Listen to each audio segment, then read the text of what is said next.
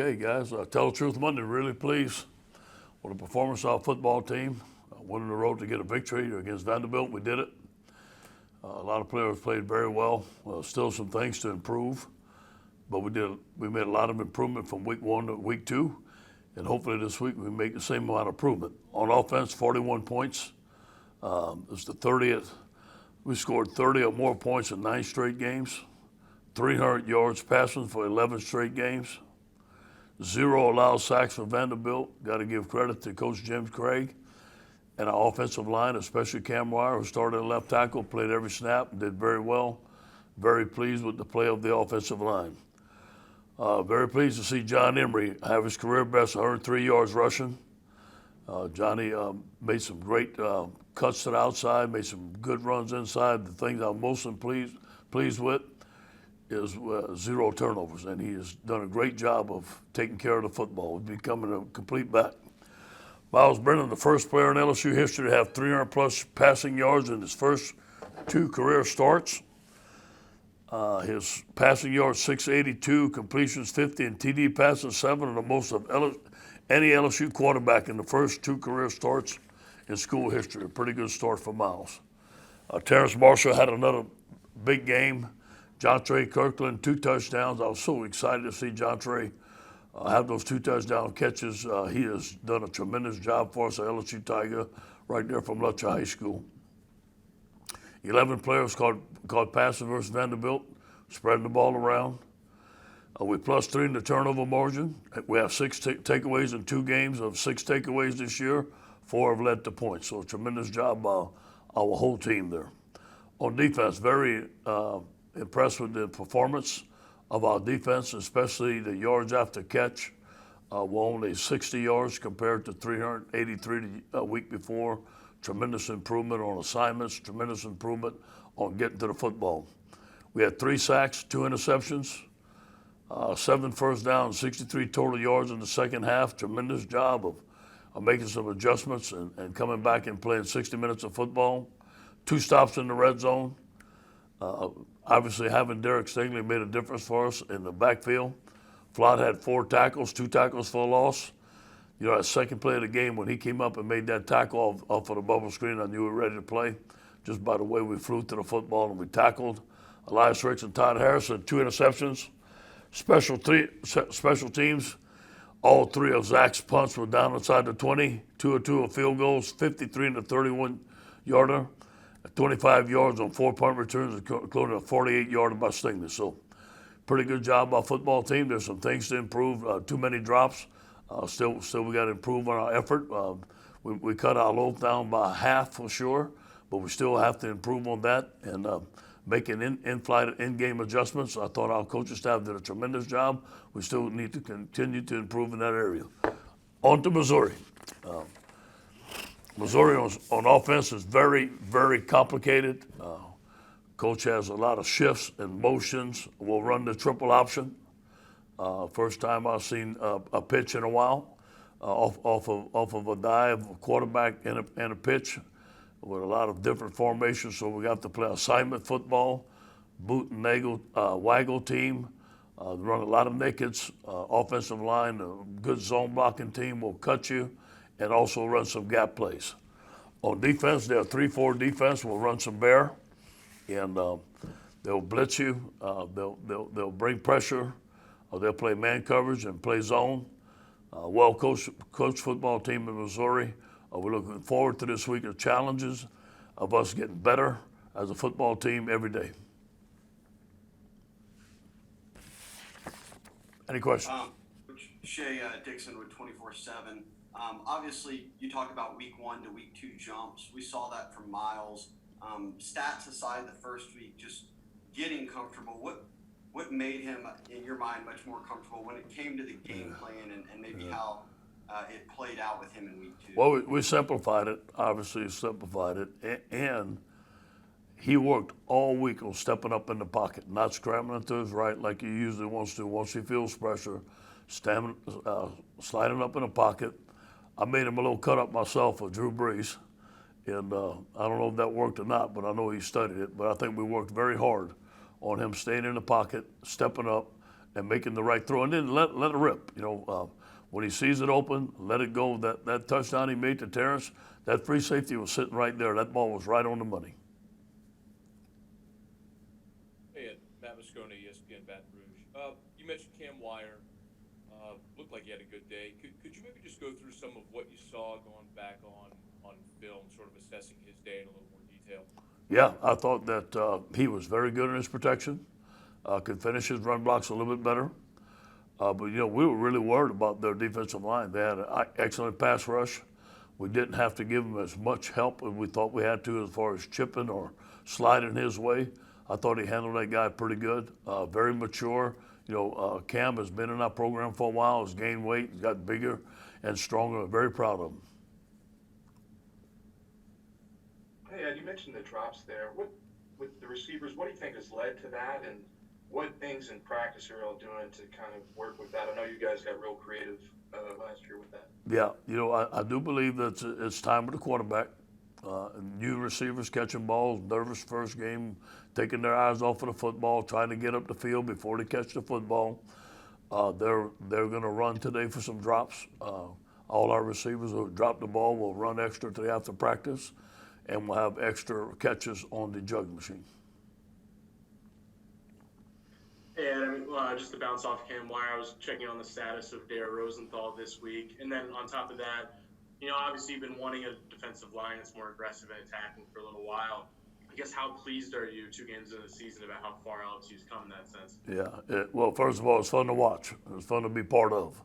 As far as, Travez Moore gave us a good pass rush. B.J. Ojulari, Ali continues to make plays. I thought Jacqueline Roy went in there and made some big-time plays and some great pass rushes. So it's good to see those guys putting athletes in space and let them go make some plays. I really like that. I think Darren's going to play this week. I think that he was questionable going up to game time, but he couldn't do it. Hopefully that he can start practicing this week. I'm not sure that he can yet.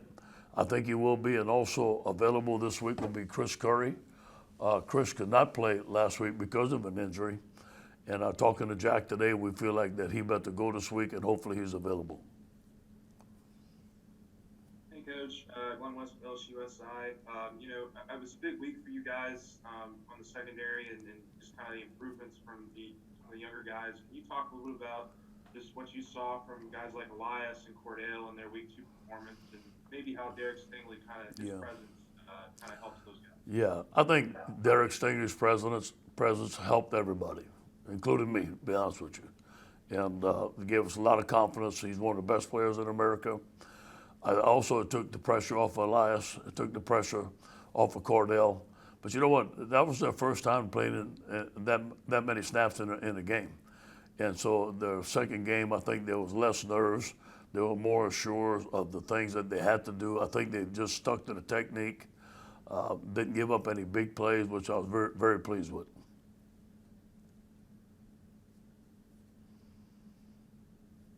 Hey, Coach Jared Joseph, Fox 44. Do you think John Emery's performance can give him a little bit of an edge, maybe getting some more reps or that lead back role, even with Chris Curry coming back Saturday? We got to see. We have to see this week how healthy Chris is, but hopefully those guys can share the reps back there along with Tyron. I still believe Tyron Davis is an excellent back. I feel good about all 3 backs right now, and all 3 are equal in my mind. Hey, Coach. Bree Andrews, LSU Tiger TV. 2 questions. So, one, what breakout players have you seen so far that maybe you weren't expecting, that you didn't really think were going to be this good, in fall camp and practice? And then 2, what big differences have you seen with your offense and your defense that you didn't see against Mississippi State? You got to look at a guy like Ali Gay, who had a tremendous camp, but hadn't made any plays for us, and never can tell how they're going to play in the game, but he's played excellent last 2 games. Now, he's got some things to work on, but he's a name that comes to mind right away. And, Jabril Cox, who we didn't see, but didn't surprise me, who's having an outstanding year. It was good to have Todd Harris back. Good to see him get that interception. He looked healthy. And what was your second question? Second question was, what's the big differences that you saw on your offense and your defense in Vanderbilt that you maybe didn't see in Mississippi You know, we played more zone. We didn't give up as many big plays. We didn't have as many busts as we did in the first game. We didn't have as many missed assignments or got beat, you know, just one-on-one. We rarely got beat one-on-one. Now that had something to do with Mississippi State and their scheme. I understand that, but it looked like we were more settled down. We gave the quarterback a lot more time in the pocket. We had no sacks compared to 7 sacks. So that was the biggest improvement. Hey, Coach. Matt Trent with WBRZ. Jacoby said after the game Saturday that he held a lot of the guys on offense and defense on punishment. Can you elaborate and give some more details on that? And is he becoming, we already knew he was already emerging as one of the team leaders, but is he becoming that team disciplinarian that is starting to hold guys accountable just on offense and defense? Yeah, you know, I think he has some great leadership qualities. I don't know anything about a team punishment. I really don't know what you're talking about there, Matt. You might want to inform me about that. But as far as him being a leader, yeah, I think he's been a great leader.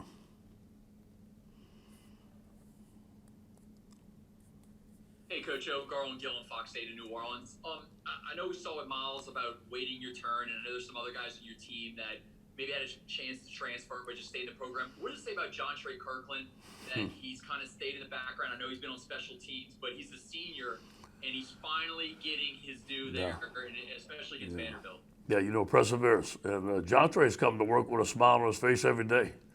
And like I said, a lot of times, John Trey is like one of my sons. I'm so close to him and his family, and him being from Rutgers and recruiting him. He's an outstanding young man.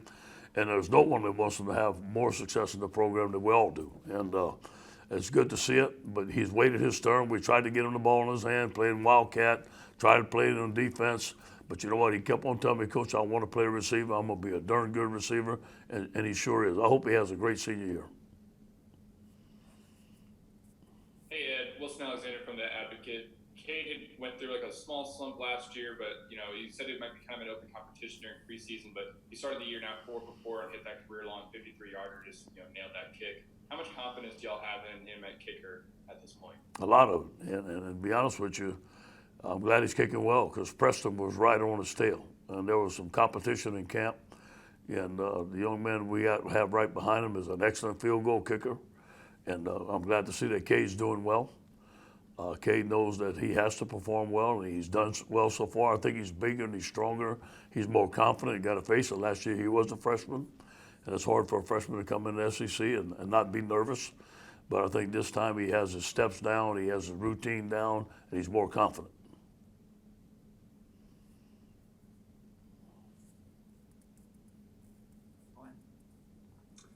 Coach, when did you realize Curry was not available for the game, and was that the John Emery you recruited and have seen it?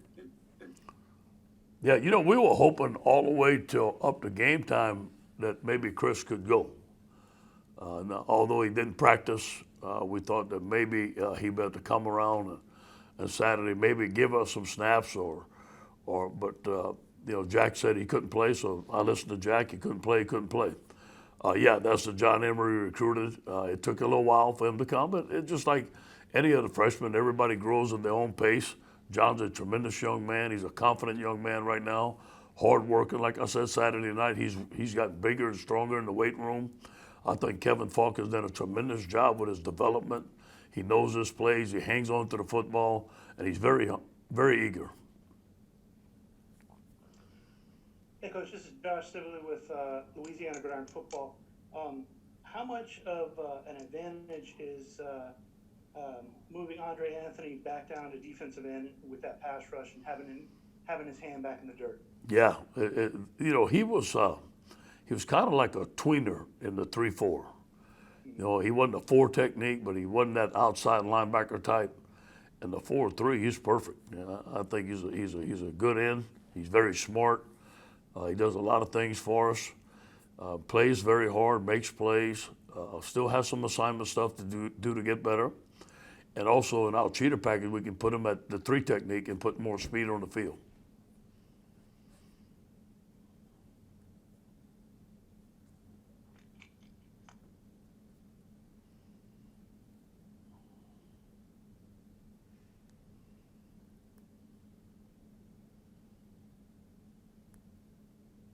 Hey, Ed, it's Matt Moscone again, ESPN Baton Rouge.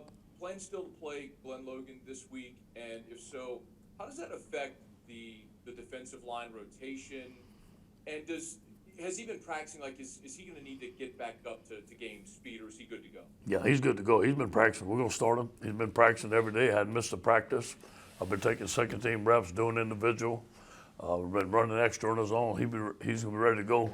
I'll tell you, it's going to get a little tight there. There's going to be some competition because, Joe Evans is playing well. Neil Farrell is playing well. Apuaka had a sack. And then Jacqueline Roy's coming along. Jacqueline's probably the most athletic with the biggest upside of any of them. And he's only a freshman. I'm excited to see Jacqueline Roy playing the way he's playing. I think he's going to be an excellent defensive tackle for us. Hey, Coach. Good morning. Jock from WAFB.